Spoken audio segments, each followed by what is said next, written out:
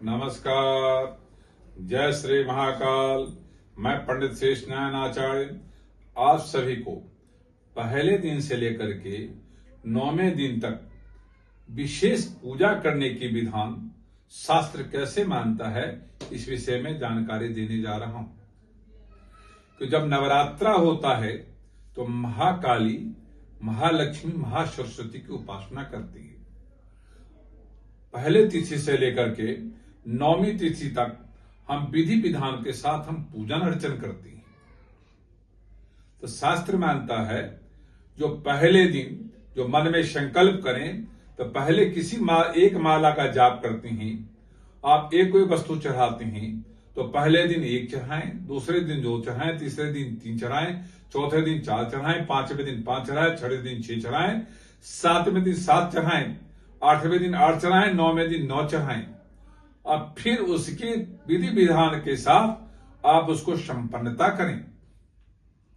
तो शास्त्र मानता है जब इस तरह से आप सारा करेंगे तो आप 45 जो भी वस्तु चढ़ेगा 45 चढ़ेगा और उसमें 9 पंचे 45 वो 5 भागों में बढ़ जाता है। तो इस तरह से जो गणना की जाती है, आपको लगातार 3 दिन सफेद फूल और एंग ह्रीं क्लीं चामुंडाय विजय मंत्र का जाप आपको लाल चंदन पे करना चाहिए, सफेद फूल का प्रयोग करना चाहिए। उससे अगले जो 3 दिन होगा, चतुर्थी से लेकर षष्ठी तक, उस 3 दिन में आपको स्फटिक की माला से जाप करना चाहिए और पीले फूल का प्रयोग करना चाहिए।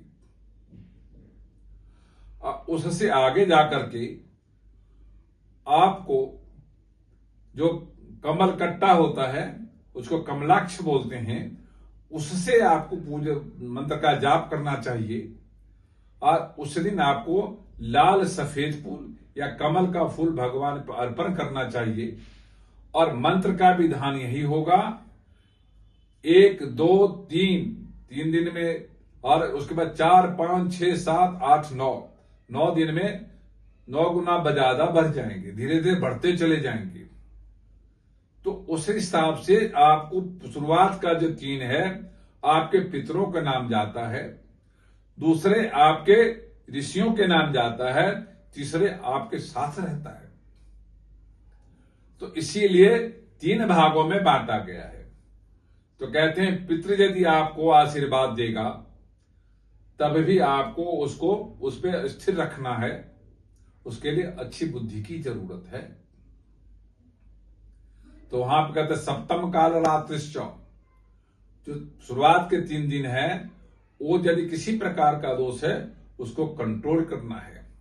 और महालक्ष्मी है अष्टम सिद्धिदात्री च, 8वां जो है वो हर बस सिद्धि को कंट्रोल करने के लिए होता है। नव दुर्गा प्रकृतिता, जो भी हमें प्राप्त हुआ है प्रकृति के साथ उसको जोड़ करके हम अपने आप को सुखी करके परिवार समाज सभी को हम सुखी करने की हम कामना करते हैं। 10वें दिन विधि विधान के साथ हम संपूर्ण करते हैं और उनको जिन देवी देवताओं को बुलाया है विधि विधान के साथ हम उनको विदाई करते हैं। जैसे हम बुलाते हैं, सम्मान करते हैं, उसी तरह से 10 दिन पूजा करते हैं, 10वें दिन हम उनकी विदाई करते हैं। विदाई जितना ही सम्मान बुलाते होता हो तो उतने ही सम्मान विदाई में भी की जाती है।